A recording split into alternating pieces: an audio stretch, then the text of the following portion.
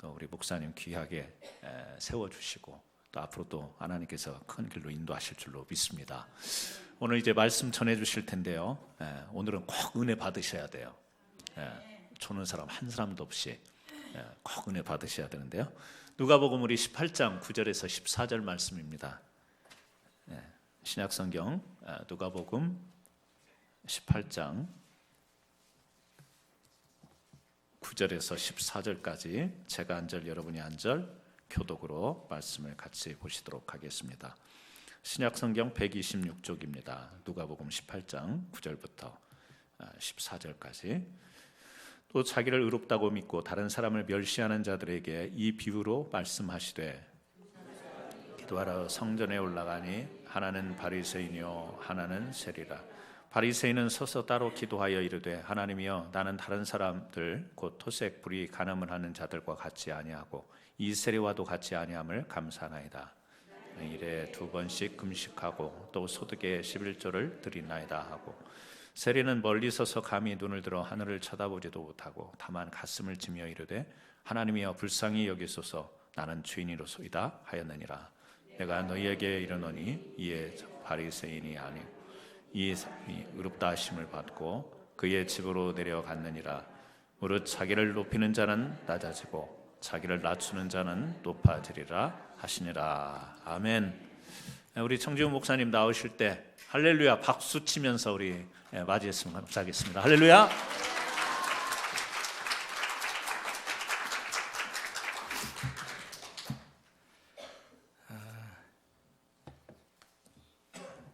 잠깐 같이 기도하겠습니다. 하나님 아버지, 우리가 함께 하나님의 말씀 앞에 은혜 받기 위하여서 섭니다. 주의 성령께서 이 말씀을 비추어 주시고 그 말씀 앞에 깨달으며 우리의 삶에 하나님의 말씀을 순종하는 그런 믿음의 걸음이 될 수 있도록 이 시간 역사하여 주시옵소서. 말씀을 친히 쓰신 저자 성령께서 우리 마음에 빛을 비추어 주시옵소서. 예수님의 이름으로 기도하옵나이다. 아멘.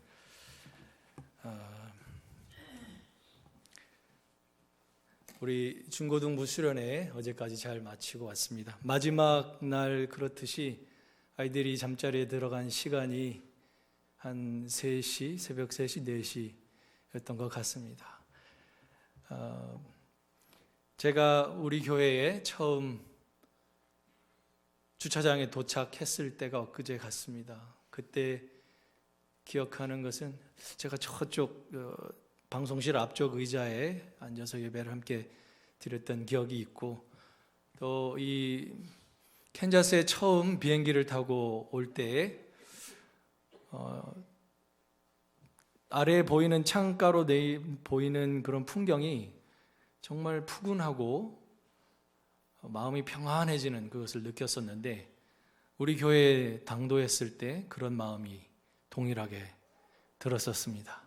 그리고 우리 목사님과 장로님들, 권사님들, 집사님들 이렇게 처음 뵀는데 저희 고향교회 어르신들 뵙는 그런 마음을 가졌었고, 환대해 주시고 또 함께 한 가족으로 인정해 주셔서 너무 감사드립니다. 6년이라는 시간이 제가 짧지만 한 20년 동안 주의 일을 감당해오는 기간 동안 가장 길게 섬긴 교회입니다.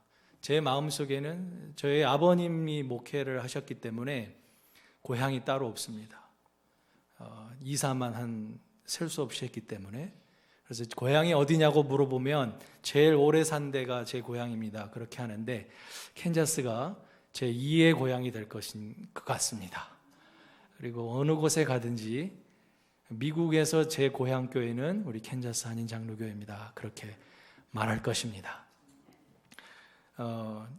우리 캔자스에 어떻게 좋은 소문이 퍼졌냐면요, 우리 목사님과 제가 아주 오랫동안 잘 알고 있었던 그런 관계였다고 하는 소문이 잘 나 있습니다. 그래서 제가 교회에 출석한 첫날 목사님께서 환영해 주셨고, 또 2014년 1월 1일부터 교회를 섬길 수 있도록 배려해 주셨습니다. 그래서 소문이 나기를 강 목사님과 저는 아주 오랜 동안 알고 지낸 사이다. 그렇게 사실 그런 것 같습니다.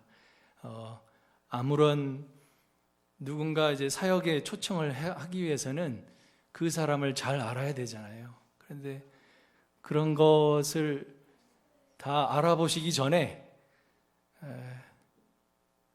부족한 저를 교회 사역으로 함께 초청해 주신 것을 너무너무 감사드리고, 지난 6년 동안 부족하고 목사님을 잘 보필해야 하고 교회를 잘 섬겨야 되는데 참 부족한 점들만 생각이 납니다. 그런 모습들을 하고 싶은 말씀이 많으셨을 거지만 그런 말씀 한마디도 안 하시고 품어주시고 용납해 주셨던 목사님과 또 우리 장로님들, 권사님들, 집사님들, 모든 성도님들께 감사드립니다. 모든 것이 하나님의 은혜인 줄 믿습니다. 오늘 하나님의 말씀을 함께 나누고 은혜 받기를 원합니다. 우리가 믿음의 여정을 걸어 나아갈 때 우리 속에 이런 한 가지 중대한 질문을 가지고 살아갑니다. 특별히 오늘 이 본문 말씀의 9절 말씀을 한번 보시면요, 9절부터 14절의 말씀은 예수님께서 어떤 사람들에게 특별히 이 말씀을 해주시기 위해서 비유를 말씀하시고 있습니다. 그 대상이 누구냐면요, 9절 말씀에 나옵니다. 또 자기를 의롭다고 믿고 다른 사람을 멸시하는 자들에게 특별히 이 말씀을 하고 있습니다. 그렇다면 여기 자기를 의롭다고 여긴다라는 말이 무엇인지가 궁금해집니다. 의롭다라는 말이 어떤 말일까요? 의롭다라는 말씀은 굉장히 성경에 많이 언급되어지고 성경에 굉장히 중요한 주제 중에 하나입니다. 그러면 의롭다라는 게 도대체 무엇일까? 우리가 성경을 통해서 알아야 의로워진다는 게 무엇이다라는 것을 알 수 있게 되는 것입니다. 그런데 의롭다라는 말씀을 다른 말로 좀 쉽게 표현한다면 어떤 시험에 통과되는 것, 그리고 인정되는 것, 받아들여지는 것, 그것이 바로 의롭다라는 뜻의 의미입니다. 만약에 여러분의 자녀가 대학 입시에 합격을 해서 어떤 학교에 acceptance letter를 받았다고, 합격했습니다라는 그 편지를 받았다면 어떤 감정이 드실 것 같으세요? 이제 우리 자녀의 미래가 잘 펼쳐지겠구나, 로또 맞았구나, 그렇게 하시겠습니까? 근데 보다 더 깊은 우리 감정의 깊은 곳에는 뭐냐면 깊은 만족감이 있습니다. 이 자녀가 테스트에 통과했구나, 그 학교가 요구하는 모든 요구 수준을 잘 만족했구나, 이런 생각이 드실 겁니다. 의롭다 여김을 받는다, 의롭게 되었다, 그 뜻은 바로 이런 의미입니다. 모든 테스트에 통과하고 합격하고 인정받는 것입니다. 그런데 거꾸로 합격되지 않았을 때 어떤 마음이 들까요? 굉장한 좌절감과 인생이 모두 무너진 것 같은 그런 마음이 동시에 들 것입니다. 1년 전, 딱 1년 전 저희들 가정에 있었던 그런 감정이 그런 것이었습니다. 여러 개의 학교에 지원을 했는데 다 학교들에서 리젝트 됐다라는 레터를 계속 받았을 때 그런 마음을 가졌었습니다. 또 우리가 직장을 잃게 되었을 때 그렇습니다. 특별히 동양의 문화에서는 특별히 직장을 잃었다 그러면 그 회사원은 집에 쉽게 들어가기 어렵습니다. 그리고 심지어는 내가 직장을 오늘 잃었다는 사실을 가족에게조차 말하기가 힘든 것이 사실입니다. 그래서 직장을 잃었는데 다음 날도 정장을 하고 가방을 들고 다녀올게 하고 나갑니다. 그게 동양의 문화입니다. 그것은 우리가 문화와 나라와 자신의 국가, 민족을 떠나서 모든 사람들 속에 무슨 갈망이냐면 인정받고 싶은 마음이 있다는 것입니다. 인정받고 또 합격하고 싶은 그런 마음들이 있어지는 것입니다.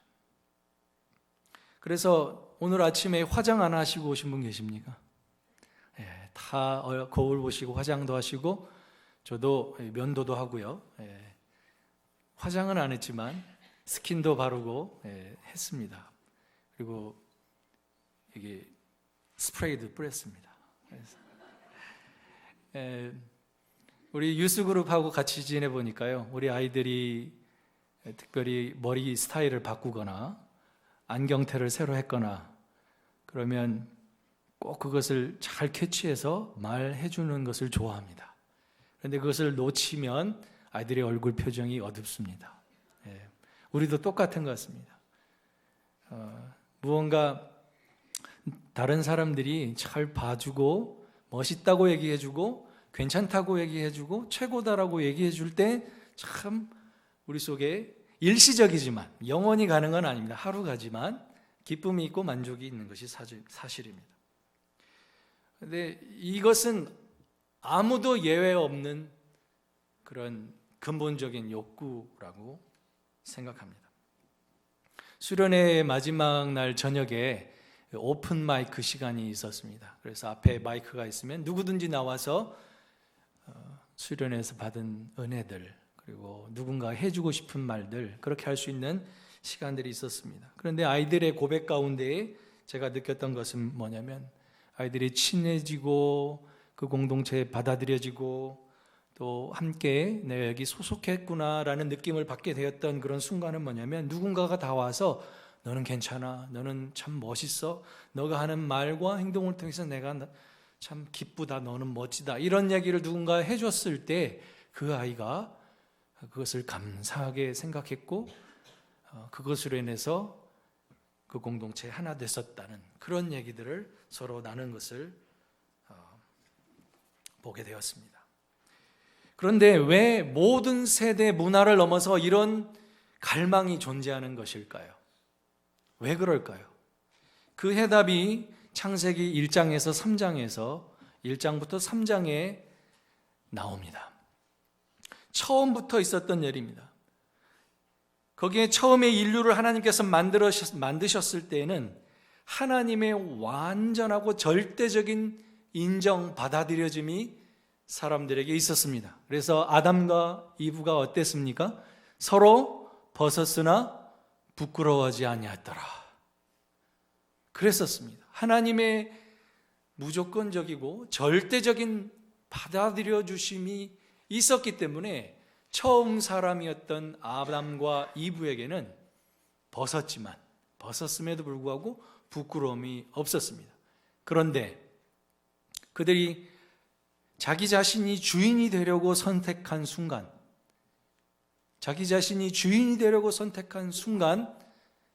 깨달은 것은 자기들이 벗었다는 것을 깨달았습니다. 그래서 어떻게 했습니까? 가리기 시작했습니다.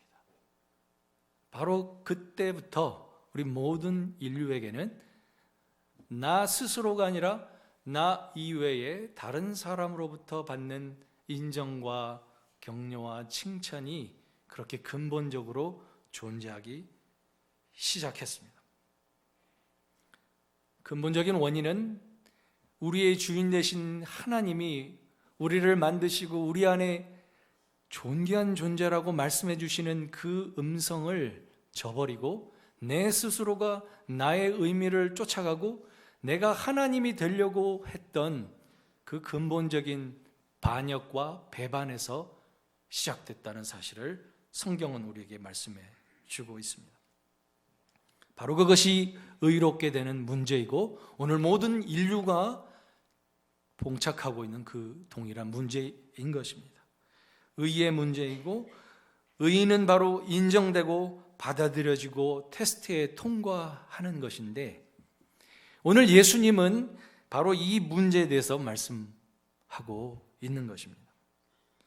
다시 한번 9절 보시면은 또 자기를 의롭다고 믿고 다른 사람을 멸시하는 자들에게 이 비유를 말씀하시되 그 말씀을 꺼내시는데 의롭다 하심을 받는 이 의의 문제에 대해서 두 가지 모든 일반적인 사람들이 접근하는 방식이 있습니다. 첫 번째는 바깥에서부터 안으로 생각하는 것입니다. 그리고 두 번째는 안으로부터 바깥으로 향하는 방식입니다. 오늘 말씀을 보니까요, 두 사람이 나옵니다. 10절 말씀, 두 사람이 기도하러 성전에 올라가니 하나는 바리새인이요 하나는 세리라. 바리새인은 서서 따로 기도하여 이르되, 그렇게 말합니다. 첫 번째 방법은, 첫 번째 어프로치는 바깥에서 안쪽으로입니다. 이 오늘 바리새인의 기도하는 내용을 한번 보시겠습니다. 11절, 12절을 함께 읽겠습니다. 시작. 서서 따로 기도하여 이르되 하나님이여, 나는 다른 사람들 곧 토색, 불의, 간음을 하는 자들과 같지 아니하고 이 세리와도 같지 아니함을 감사하나이다. 나는 일해에 2번씩 금식하고 또 소득의 11조를 드리나이다 하고, 이 바리새인이 갖고 있는 생각은 세 가지가 있습니다. 첫 번째는 외식주의입니다. 악한 것과 선한 것이 모두 겉으로 드러나는 행동이고, 법을 어겼느냐, 법대로 행했느냐, 법대로 행하지 아니했느냐가 결정하는 외식주의입니다. 그리고 두 번째는 분리주의입니다. 모든 죄가 무언가를 행한 것이거나 행하지 않은 것이거나 한 것이라면 죄를 멀리하고 죄로부터 떠나려면 방법이 한 가지입니다. 외부에 있는 것이니까 그것과 분리시키면 됩니다. 거기에 가지 않고, 그런 일이 벌어지는 곳을 가지 않고, 그런 내용이 있는 책을 보지 않고, 그런 무엇인가를 보지 않고, 만나지 않고, 그런 사람들과 어울리지 않는 것입니다. 그래서 세리와 이런 죄인들과 어울리지 않으려고 함으로 살았던 사람들. 그래서 페러시, 바리새라는 말은 분리한다, 그런 뜻인 것입니다. 그래서 죄를 외부적인 행위에 두었기 때문에 당연히 그 죄를 피하는 방법은 분리시키는 것입니다. 다른 사람들과 세속과 물들지 않게 해서 분리시켜 버리는 거예요. 세 번째는 뭐냐면 문화적인 우월주의입니다. 다른 것들, 여기 보시면 토색이라는 말은 다른 사람을 도둑질하는 것, 다른 사람의 물건을 도둑질하는 것입니다. 두 번째는 불의, 이것은 악한 일을 행하는 것이고요. 간음은 다 10계명에 나오는 하나님께서 말씀하신 내용입니다. 그런데 한 가지 덧붙이는 것이 하나 있습니다. 12절 말씀입니다. 일해에 2번씩 금식. 10계명에 일주일에 2번 금식하라는 명령이 나옵니까? 나오지 않습니다. 이것은 성경이 모세의 율법에 의거한 행동이 아니라 자기 스스로 덧입힌 것입니다. 문화적으로 만든 것입니다. 그래서 내가 이것을 하면 다른 사람들보다 더 좋은 인정을 받게 될 것이다 생각한 것입니다. 그래서 세 가지 가지고 있던 생각이 있었습니다. 외식주의, 분리주의, 그리고 문화적 우월주의였습니다. 이것은 무엇과 같냐면요, 나는 키가 크다라고 주장을 해요. 나는 스스로 키가 크다고 주장을 해요. 근데 여러분은 어떻게 생각하십니까? 제가 키가 큽니까? 그럴 수도 있고 그렇지도 않을 수 있습니다. 만약에 샤킬 오닐 같은 키 큰 농구 선수가 제 옆에 선다면 저는 아주 난장이가 될 것입니다. 똑같습니다.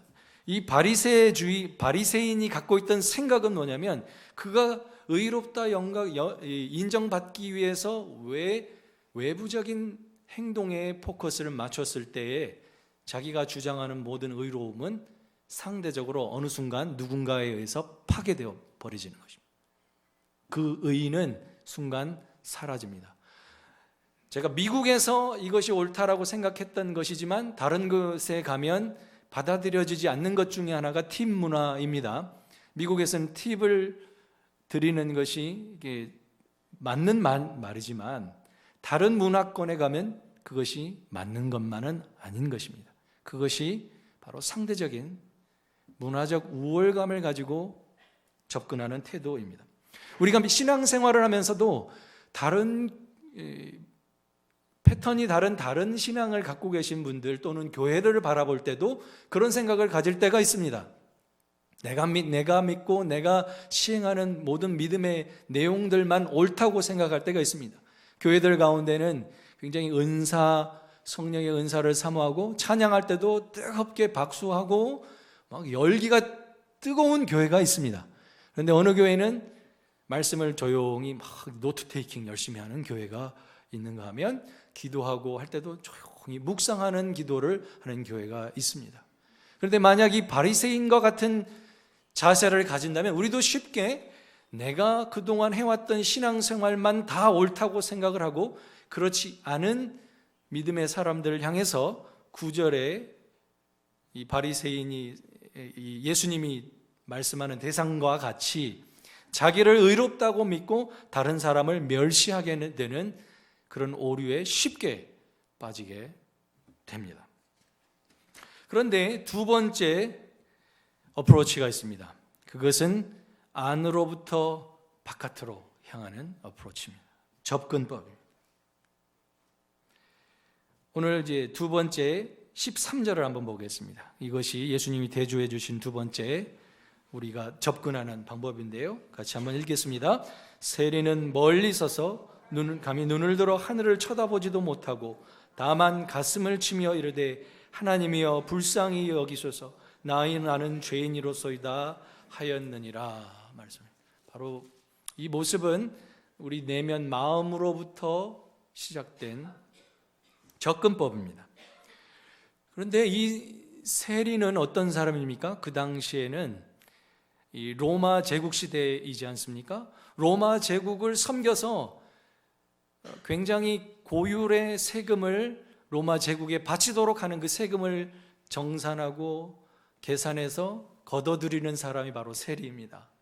그래서 여러분의 기억 속에 이 세리를 적당하게 표현할 수 있는 것은 뭐냐면 우리 민족이 겪었던 일제강점기에 일본의 제국주의에 협력했던 많은 사람들과 같은 사람입니다.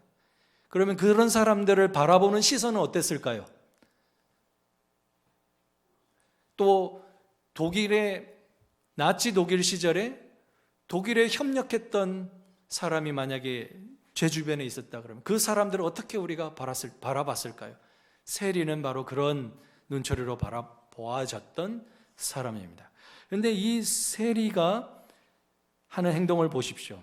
멀리 서서 성전에 갔는데 성전의 지성소를 향해 가까이 가지도 못하고 아마 맨 구석에 문간에 서서 기도했던 것 같습니다. 그리고 감히 눈을 들거나 서지도 못하고 엎드려서 가슴을 치면서 하나님이여 불쌍히 여겨주십시오. 아마 눈물을 흘리며 기도했을 것입니다. 그리고 나는 죄인입니다. 이렇게 고백하는 것입니다. 여기 불쌍히 여겨주시라는 뜻은 우리가 오해할 수가 있습니다. 불쌍히 하나님 내가 이렇게 큰 죄를 졌는데 용서해 주십시오. 그 수준이 아닙니다. 하나님의 기준이 이만큼인데 그 기준을 좀 낮춰주셔가지고 제가 하나님 인정받게 해주십시오. 이 뜻이 아닙니다. 예수님이 이 비유에서 세리의 입을 통해서 선포하신 이 긍휼히 여겨달라고 하는 Have mercy on me 라고 기도한 원어의 뜻은 무엇이냐면 다른 데 나오는 단어하고 특별한 용어가 사용되어졌는데 이 말과 동일한 말이 무엇이냐면요. 여러분 성막의 지성소를 아실 것입니다. 지성소 안에는 무엇이 있습니까? 법궤가 들어있습니다. 그 법궤 안에는 하나님께서 시내산에서 모세를 통해 주신 십계명 돌판이 들어있습니다. 율법이 들어있습니다. 그런데 그 법궤 위를 덮는 금으로 된 덮개가 있습니다. 그것의 이름이 은혜의 보좌입니다. Mercy seat입니다. 근데 그 mercy seat, 은혜의 보좌를 일컫는 말과 이 세리가 오늘 나를 불쌍히 여겨 주십시오라고 한 말이 동일한 말입니다. 동일한 단어를 썼습니다. 하나님 그 은혜의 보좌에 은혜를 내게 주십시오. 근데 조금 더 설명이 필요한 것은 그 은혜의 보좌가 하는 일은 무엇입니까? 1년에 단 한 번 대제사장이 모든 이스라엘 백성들의 죄를 전가시킨 어린 양의 피를, 그 잡아서 흘린 피를 가지고 1년에 한 번 지성소에 들어가서 그 은혜의 보좌 위에 흘리게 됩니다. 그러면 하나님께서 이스라엘 백성들의 죄를 용서해 주는 그 의미가 담겨 있습니다. Atonement, 죄악을 대속해 주시는 것이 바로 은혜의 보좌 또는 mercy seat, 긍휼의 보좌, 그 의미인 것입니다. 하나님께서 여러분들을 율법이라고는 기준으로 인정해 주시려고 할 때는 그 누구도 하나님의 인정을 받을 사람이 없습니다. 하나님의 스탠다드, 하나님의 율법을 우리 삶에 댔을 때 아무도 그것에 합격할 사람이 없습니다. 그 테스트에 누구도 인정받을 사람이 없습니다. 그래서 우리에게 필요한 것이 있다면 atonement, 대속, 예수 그리스도의 어린 양 대신 예수 그리스도의 피, 그것이 율법을 덮었을 때 비로소 하나님이 우리를 인정해 주시고 우리는 의롭다 하심을 받게 되는 것입니다. 이 세리가 나를 긍휼히 여겨달라고 얘기했던 것은 나의 모든 하나님 앞에 불의한 것, 하나님 앞에 인정받을 수 없는 그것을 덮어주시고 그것을 다 만족시켜 주실 대속의 제3의 대속의 제물이 필요합니다. 그것을 주십시오라고 기도했던 것입니다. 얼마 전에 우리 복음 전도에 정말 큰 일들을 감당하셨던 빌리 그레이엄 목사님이 돌아가셨죠. 빌리 그레이엄 목사님의 사모님이십니다. 루스 그레이엄이라는 분이십니다. 이분이 2007년에 먼저 돌아가셨죠. 근데 이분이 돌아가시고 그 묘소 옆에 우리 빌리 그레이엄 목사님이 함께 안장되셨습니다. 근데 오늘 제가 좀 소개해드리고 싶은 것은 이 루스 그레이엄 사모님의 이 묘비석을 좀 보여드리고 싶습니다. 묘비에 어떻게 되어 있냐면 저렇게 되어 있었는데 좀 확대해서 보여드리겠습니다.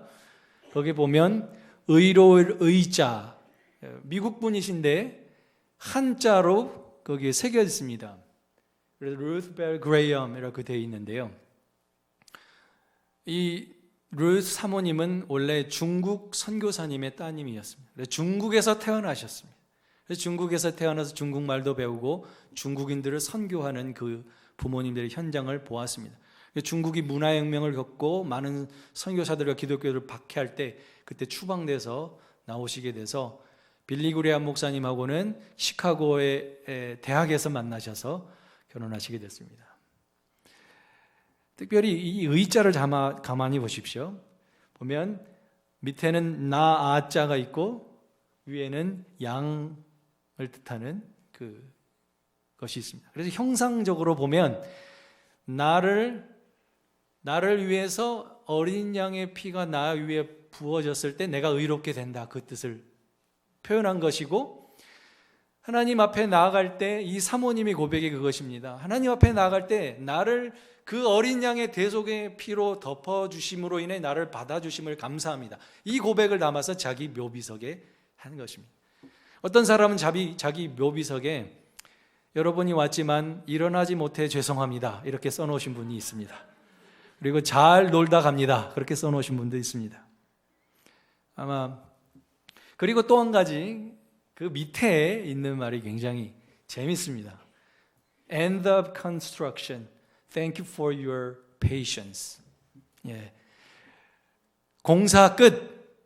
참아주셔서 감사합니다 라고 묘비석에 남겨놨습니다.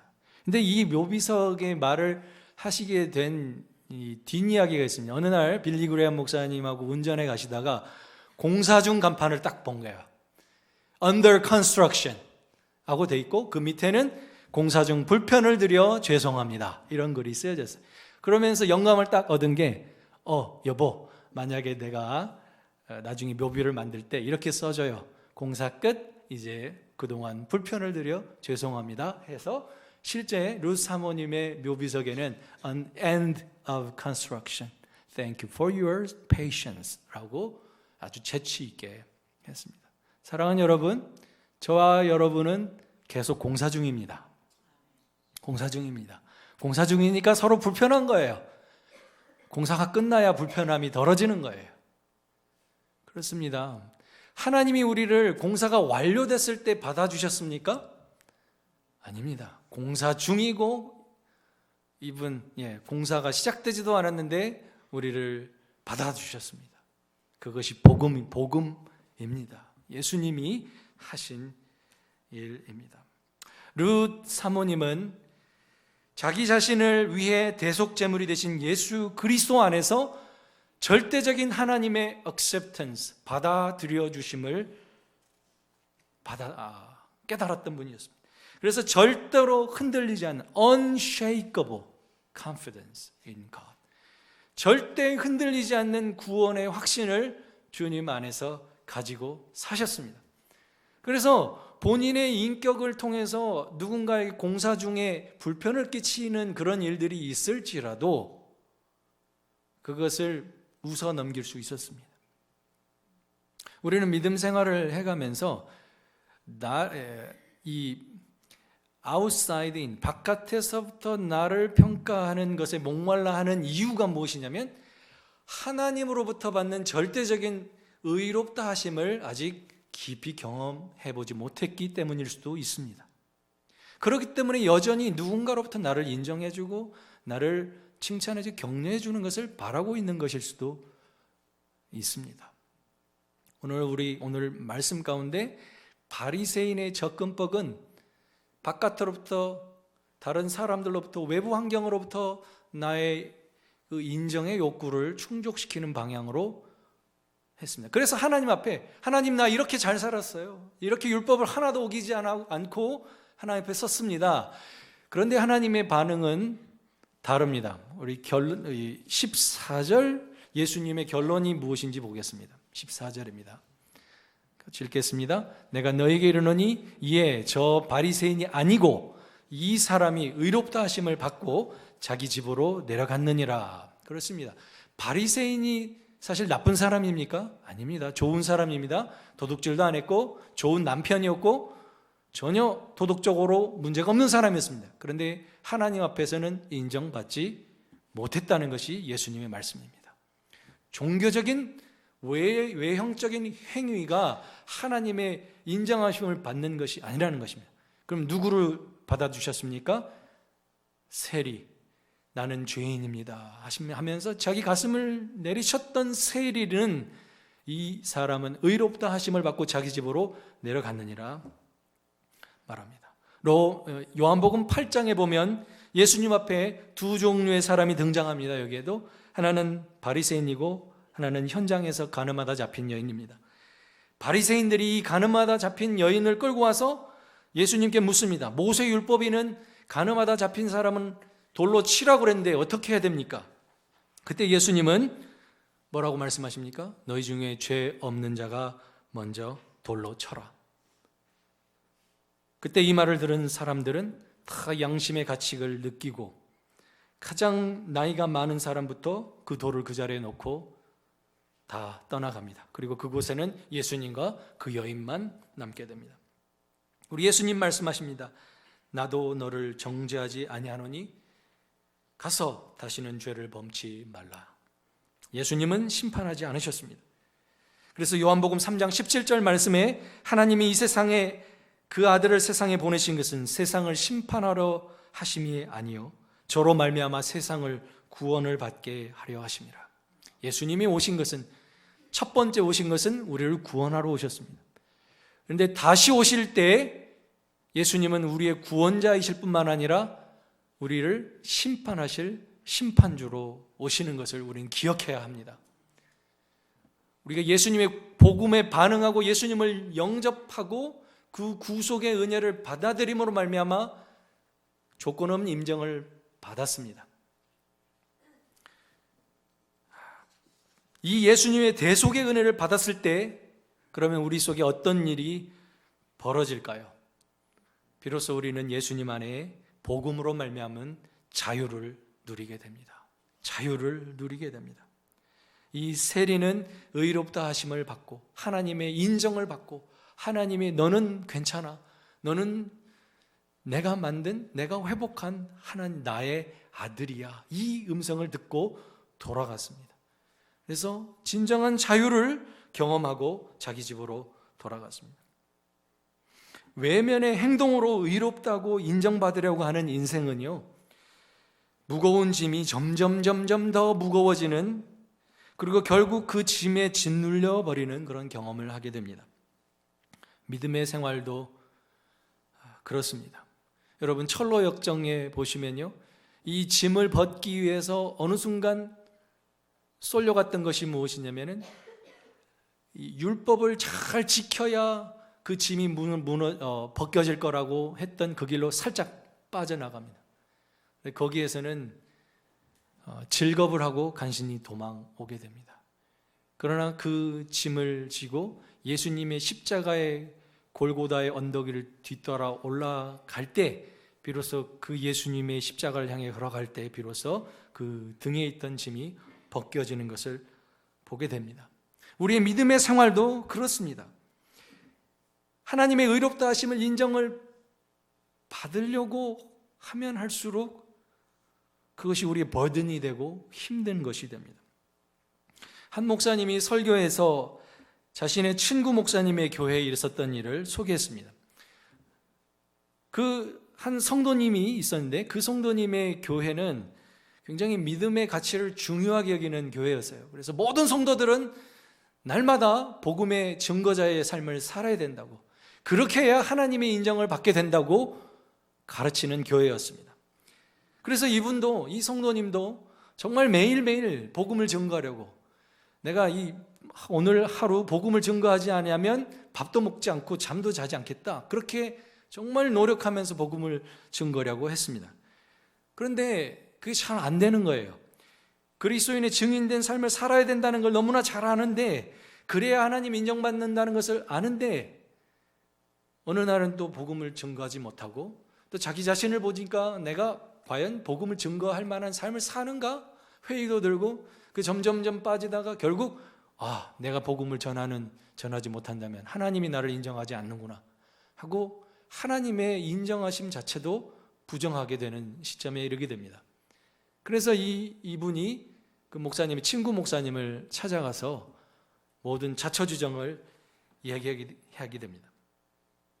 그래서 이 복음을 전하니 너무 힘들고 좌절을 경험했던 그 얘기를 하니까 이 목사님이 그런 얘기를 합니다. 형제님, 하나님은 형제님을 정말로 사랑하십니다. 근데 단순한 얘기지만 이 성도님이 그 얘기를 듣고, 목사님, 하나님이 나를 사랑하신다는 게 도대체 무슨 뜻이에요? 다시 되물었습니다.